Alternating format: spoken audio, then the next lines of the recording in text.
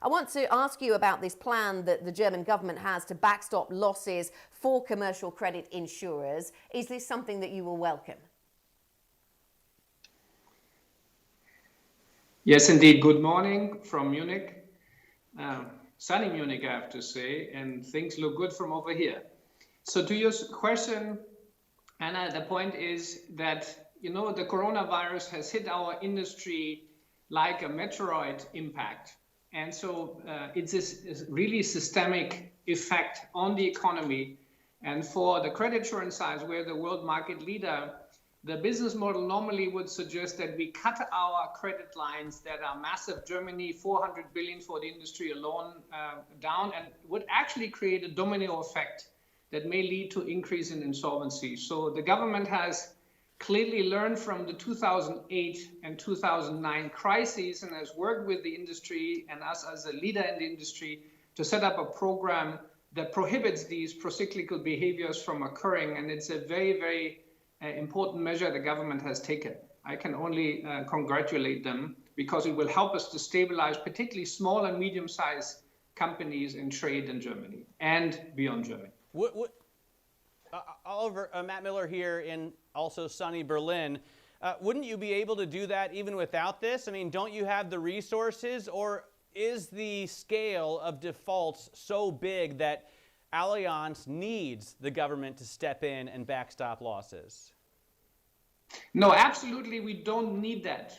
It's very important to understand that the way the credit industry works and credit insurance industry works is allowing us to manage risk the way we really want that, particularly Allianz. We are extremely stable. We could absorb all the losses. The problem is the following. As you have seen in the capital markets over the last few weeks, is that people will then behave in a very procyclical way. So for example, if we cut exposure lines, we're insuring trade credits, then people will further reduce trade, and that may lead to insolvencies that we would not cover. So the economic effects would be highly detrimental, but Allianz would be safe. And that's unfortunately an outcome of the industry business model. And we've had learnings from the 2008 and 9 crisis and told the government, if you don't want this domino effect, there needs to be a public-private partnership to make this thing happen. In fact, it's not a protection of our balance sheet because we don't need the protection. What we are doing is we're extending lines of credit that we would normally not hold. Okay, so this makes sure that any decisions that are made around trade financing then don't make things worse than they already are. Oliver, do you need, or does the insurance sector need support that goes further than this? Is there an area of the insurance industry, or perhaps another geography, where you would like to see something similar to what's happening in Germany? I personally believe that we would actually need a solution like this on a European level. The French government has also enacted something, but is much more limited. And there are areas, and we'll talk about it once we are through with the corona short-term impact, because this is such a massive earthquake-like, and again, I would like to compare that to a meteoroid impact, that there are certain covers like terrorism that we do have today in Germany and in other countries, or nuclear power plants blowing up, that cannot be insured with normal policy wordings, where you need an industry solution, a public-private partnership. And I think going forward, we need to look across a number of sectors and exposures and say, how can we make sure we cover better the needs of society when you have a systematic effect? Please remember, systemic risk is not something that the insurance industry can insure. We rely on diversification over time and in the portfolio. Just imagine that we would not have 1 in every 10 cars having an accident every year, but everybody having an accident. Then motor insurance would become unaffordable. So we need diversification, and corona or any large pandemic is a systemic event that does not have diversification. So the industry economic model cannot really work. To your question, we do not have as a company large exposures, and I don't know about any others if the contracts and the contract laws are upheld. Now, losses for the industry, in my opinion, personal opinion, are going to be massive. There's a lot of debate, are insurers really putting up? I can tell you across sectors, whether that's healthcare, business interruption, travel, media and entertainment coverages, there will be huge losses for the industry coming. It just takes a while for those to materialize. So 2020 is not going to be a record earnings year for the insurance industry. Do you expect 2021 to be a serious bounce back, Oliver? I mean, do you expect for the insurance industry the financial recovery to be a V-shape? It's a very good question that you're having, Matt. I'm not so sure. Together with our economists, we really believe more in a U-shaped recovery. I think it will take longer to reignite the economy than currently is being foreseen. There's a lot of things that have to be put in place. There will be a significant number of insolvency coming regardless of what we do, and we need to deal with that. There will be sectors, and particularly around transportation, travel, hospitality, that will be affected for a longer period of time. I cannot imagine that we're going back to travel patterns anytime soon that we've seen before the crisis, because we need to protect ourselves against a second wave of coronavirus infections. So in our opinion, the recovery will take a little longer, and we have, as Allianz, prepared for that extremely carefully. I just want to quickly ask, back in February, you said Allianz aims to reach 12 billion euros of operating profit this year, plus or minus $500 million. Is that still the case, or is that forecast off the table now? So we are currently preparing our numbers for the Q1 release, which will take place in the second week of May. And for that Q1 announcement, we will give an update on our outlook for the year. We're running the numbers. There are some areas that are actually benefiting from the crisis. We're doing very well in terms of performance, for example, with our colleagues at PIMCO. On the other hand, there are outflows in equity, as you can imagine. There is a lot of hedging costs. So we are doing a very careful analysis. And again, with the Q1 results, we will provide an update. As always with Allianz, we're trying to read through and manage through short-term volatility and look for the longer run and stability. That's very important. And the very important news is Allianz is extremely strong in terms of solvency. It's extremely strong in terms of cash.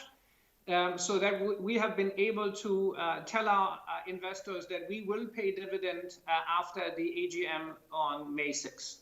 Oliver, I noticed, as we saw U.S. bank earnings come out yesterday, the trading results were tremendously good.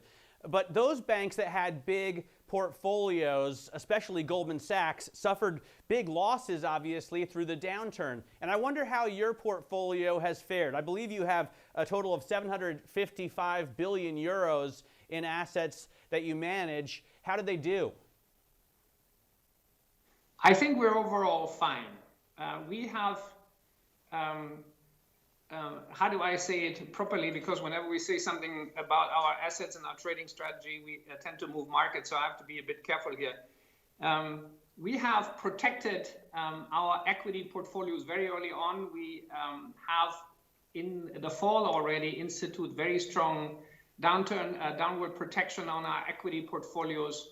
So, knock on wood, we have done fairly well. Now, I wish we had some of those unrealized gains left that we used to have, but we have not incurred any significant losses. And I think that's very good testimony to both our investment colleagues, but also to our strong asset management companies, PIMCO and Allianz Global Investors. They have done a very nice job in really volatile time. I mean, things are really crazy. I've never seen anything like it. I'm already 55 years old. So it has been remarkable, but we have decided after 2009 and 2011 that we need to make sure that under all circumstances we can protect our balance sheet, and that has turned out to be a very wise decision. Okay, so there's been a focus on protecting the balance sheet then, Oliver, and I want to ask you about dividends. You mentioned that you'd reassured investors you'll pay them, but I wonder why you come to that conclusion and what the dividend will look like in the future, because as you said, this event is something that's going to hit the insurance industry like a meteoroid. This is going to be drastic, large scale. Why the confidence, or how much confidence do you have in those dividends in the future? So the first thing is we have a very diversified portfolio across life insurance, property casualty insurance and asset management. And as we've seen in the past, it has very nicely diversified our earnings. Second, we have a very strong capital position. We're one of the very few companies in the world that have a AA rating, still outstanding. We have a solvency ratio that's close to 200 that we've announced recently. So our capital position, we have been very carefully protecting, and that allows us to pay dividend. Remember, Allianz also has a ratchet on its dividend, so that we are promising investor that under everything that we can do, we never want to reduce dividend below what we've paid the last time, and we're going to hold true to our promises. Just quickly wonder if there's going to be a lot of demand for pandemic insurance now, Oliver. Yes, this is really interesting. So going back to the past, a number of years ago, we actually discussed with corporate customers, with retail customers, do you want and need pandemic insurance? What is it? Demand was factually zero. So most of the exposures that we are seeing today are basically driven by rather less disciplined underwriting than really by consciously covering pandemic. Personally, I believe going forward, we need to systematically look at pandemic risk and say, how much of that risk is really insurable? I think as a large event, it isn't. And second, if we insure parts of it and we have clearly contained risk exposures, what is the value to the consumer? Again, going back to an earlier comment I made, I think for a large event, particularly on business interruption, where you have government-induced business closures, we need a public-private partnership solution. For example, the French have, for large net cat exposures, a state reinsurance company that thinks these things through. In Germany, we have Extremos that thinks about the fact what happens when you have an atomic power station blowing up, and we need to have similar structures to cover pandemic exposures.